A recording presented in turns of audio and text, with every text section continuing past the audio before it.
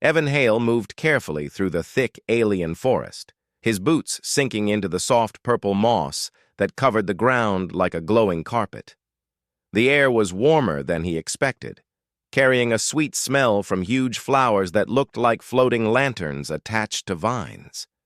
He had been on many planets as an explorer, but Krylos was different. Every sound, every color, every breath of wind felt alive. He lifted his scanner to check the readings again, hoping the forest's strange energy patterns would help solve the research mission he came for. He wanted samples, nothing more. He had planned a quiet day, but fate had prepared something else for him. A distant cry broke through the silence. It was sharp, strained, and full of pain. Evan froze. It did not sound like any wild animal he had heard during his days here. It sounded human-like, or close to it. He lowered his scanner and listened carefully. The cry came again, weak this time, as if someone was losing strength. Evan didn't think twice. His feet moved before his mind caught up. Someone needed help. He pushed through tall leaves until he reached a cliff edge. There, halfway down the rocky slope, lay a figure. The person seemed injured and barely moving. Her skin shimmered with silver markings that glowed softly in the dim light. Evan recognized the species immediately. The Virna, a proud and territorial alien tribe that most explorers avoided. They were not known for harming outsiders, but they were strict about entering their lands. Evan had always planned to keep his distance from them out of respect and for safety. But seeing her condition, all those thoughts vanished from his mind. The woman tried to sit up but collapsed again, her breath uneven. Evan's training took over. He began climbing down carefully, grabbing branches and rocks to support his weight until he reached her. Up close, he could see her injury, a long cut across her ribs, likely from falling onto sharp stone.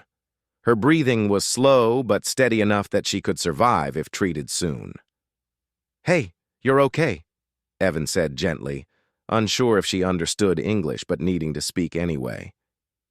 "I'm here to help you." Her eyes opened a little. They were bright violet, glowing faintly just like her markings. She stared at him with confusion, then relief, then something he couldn't immediately understand.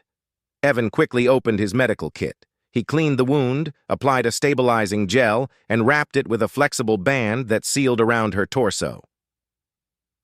The gel reacted with her skin and produced a soft golden glow. The bleeding stopped within seconds. She winced at first, but then relaxed, her breathing evening out. She tried to speak. Her voice was deep and smooth, though weak.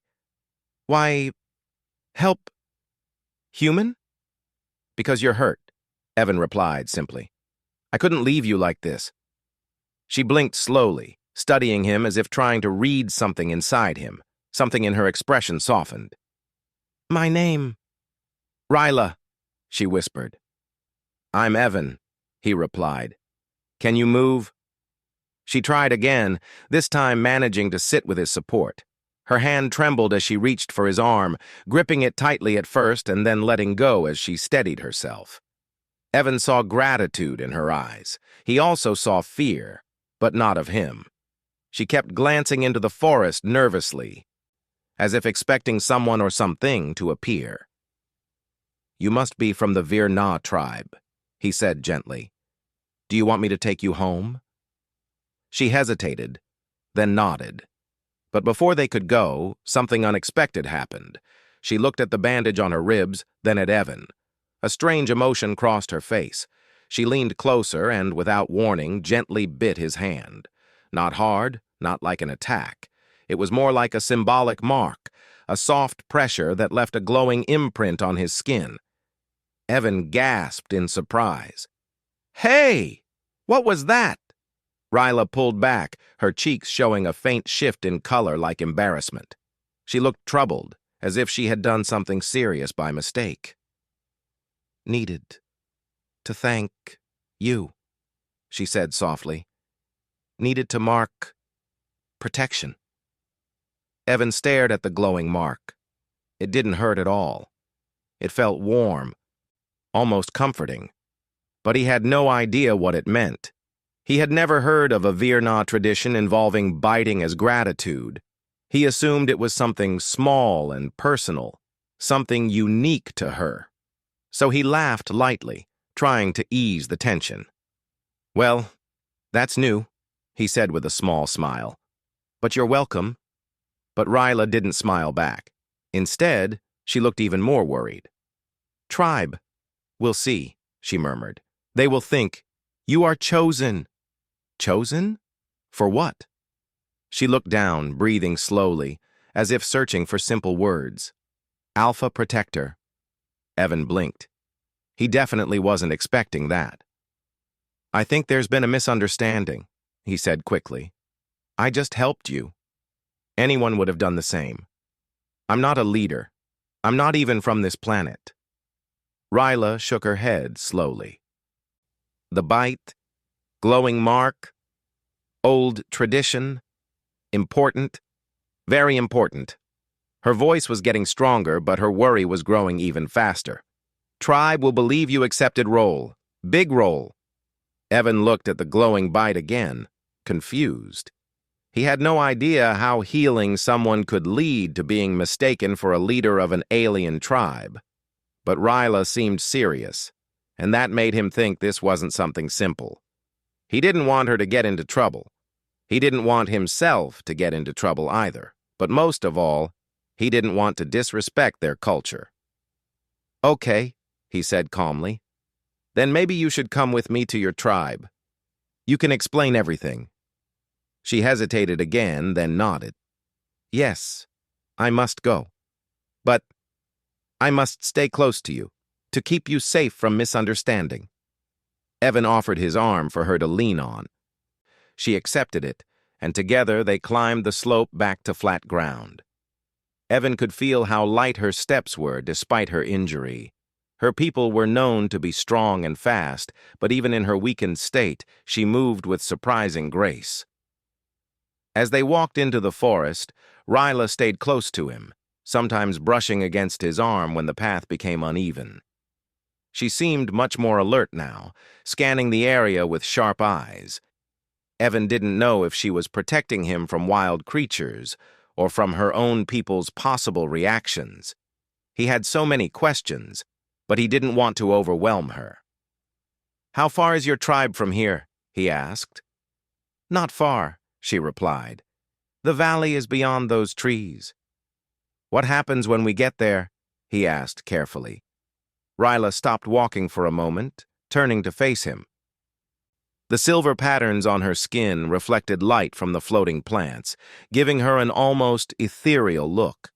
She looked uncertain, maybe even nervous. "My people follow old laws," she said slowly. "If they see the mark, they will react." "React how?" Evan asked, feeling cautious. "They will bow," she said simply. "They will kneel. They will treat you as the Alpha Protector, the one chosen by instinct." Evan let out a small breath of disbelief. "Because you bit my hand?" Ryla nodded. "The bite is sacred, only given when one chooses a protector or leader. I did not mean to choose. Instinct acted. You saved my life. My spirit reacted before my mind." Evan ran a hand through his hair, trying to process all of it. He didn't want to be disrespectful, but this was a lot. "Okay. So if they think I'm their alpha, can we explain it was just instinct from you? A misunderstanding?" Her expression turned even more uneasy. "Maybe, but tribe elders, very strict. They will want to test you. They will want proof that you fit the role. They honor tradition above all." Evan felt a nervous laugh escape him. "Great. I heal someone, and now I have a job interview for alien leadership." To his surprise, Ryla gave the smallest hint of a smile. "You joke, but yes." They continued walking. The deeper they went, the more the forest transformed. Trees grew taller, their branches stretching far above like giant hands holding the sky. Blue birds with crystal wings flew past them in gentle spirals. Strange floating seeds drifted around them, glowing softly in the air. Ryla seemed to relax slightly as they got closer. Evan guessed they were near her territory. Suddenly she stopped again. She placed a hand on his chest, gently pushing him back behind her. Evan tensed, thinking danger was ahead. But then he saw something through the trees, shadows moving, large figures watching them quietly. "They come," Ryla whispered. "My people." Evan swallowed hard. His heart beat faster. He had wanted adventure, but not like this. He felt Ryla stand straighter, gathering strength despite her injury. She stepped forward proudly, announcing her arrival in her native language. The shadows stepped closer, revealing tall warriors with glowing silver marks similar to hers. But the moment they saw Evan's hand, the glowing bite, they froze. Not one warrior moved, not one made a sound. Then, slowly, they all lowered their heads. Evan's breath caught. He looked at Ryla, eyes wide. She whispered to him without turning her head, her voice soft and full of truth he could not ignore. "They see the mark. They accept you. You are their alpha now." Evan had never felt more confused, or more aware that his life had just changed forever. The forest grew silent as the Virna warriors stood motionless, eyes lowered toward the glowing mark on Evan's hand. Evan felt the weight of their attention pressing on him like a physical force. He had never wanted to stand out, especially not in front of an alien tribe known for ancient traditions. But there he was, surrounded by towering figures who looked at him as something more than human, something important, something chosen. Ryla stepped forward with slow, steady movements. Even injured, she carried herself with strength. She raised a hand, signaling the warriors to lift their heads. Her voice, still recovering but firm, spoke in her native language. Evan couldn't understand the words, but he recognized the tone. She was explaining what happened. The warriors listened carefully. Some looked shocked. Some whispered to each other in disbelief. One of them, a tall male with deep blue markings on his arms, approached Evan cautiously. His movements were respectful, almost ceremonial. He lowered his head again in front of Evan, then touched his own chest, a gesture that seemed important. Ryla translated softly, "He greets you, Alpha Protector." Evan felt his stomach twist. "Please tell him not to call me that," he whispered urgently. "I'm not an Alpha anything." Ryla glanced at him with a troubled expression. "I will try, but the mark is very clear. It glows for all to see." They believe it fully. The warrior stepped back, keeping his eyes down. More figures appeared from deeper within the forest. Women, elders, and young ones who all gathered to watch. Word had spread fast. The entire tribe seemed to be flowing toward them like a river of glowing colors. "Is this normal?" Evan asked, voice low. "No," Ryla said softly. "This has not happened in many lifetimes. You being here makes it special. They think you are a sign of change." Evan felt even more pressure hearing that. He had only wanted to help someone injured. He hadn't expected any of this to happen. Now he had become part of a story he didn't even understand. The tribe formed a circle around them, giving space, yet showing respect. A group of elders stepped forward, 5 of them, each wearing long woven bands around their arms that shimmered in the forest light. Their faces were calm, wise, and unreadable. The tallest elder, an older woman with bright gold streaks in her markings, spoke first. Her voice carried power even though she didn't raise it. Ryla translated again, "She asks if you accept the mark." Evan blinked. "I didn't choose it. It just happened." Ryla nodded slightly and repeated his words to the elder. The elder listened closely, then replied with a deep, thoughtful tone. "She says," Ryla explained, "that the mark appearing means your spirit accepted it, even if your mind did not think of it. For our people, instinct is stronger than choice. Evan rubbed his forehead. This is getting complicated. Very, Ryla agreed quietly. But do not fear. They want understanding, not harm. Another elder stepped closer, an older male with dark markings that looked like claw shapes. He examined Evan's hand carefully but did not touch. He spoke slowly and firmly. He asks, Ryla said, if you would come to the valley. The council wants to meet you properly. They feel it is important to decide how to move forward. Evan swallowed. Do I have a choice? Yes, Ryla said softly. But refusing may bring shame to me and confusion to them. They believe you are connected to me through the mark. Evan's expression softened.